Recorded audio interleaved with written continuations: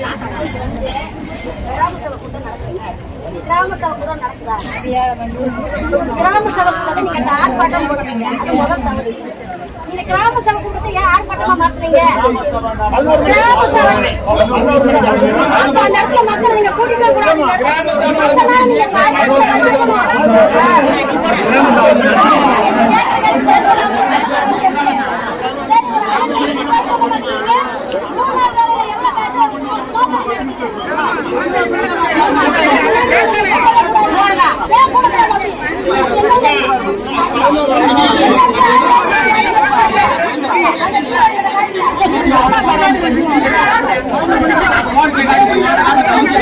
இங்க பாருங்க, 3 நாள் வேலை திட்டம்னா இங்க உள்ள மக்கள் மட்டும் தான் பேசணும். ஓட்டுரிமை உள்ளவங்க இங்க மட்டும் தான் பேசணும்.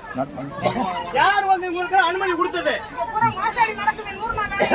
பூராமே வேலைக்கு வராம சம்பளம் எத்தனை இவங்க பூரா வேலைக்கு வந்தவங்க வேலைக்கு வராம வராத இங்க வர சொல்லுங்க.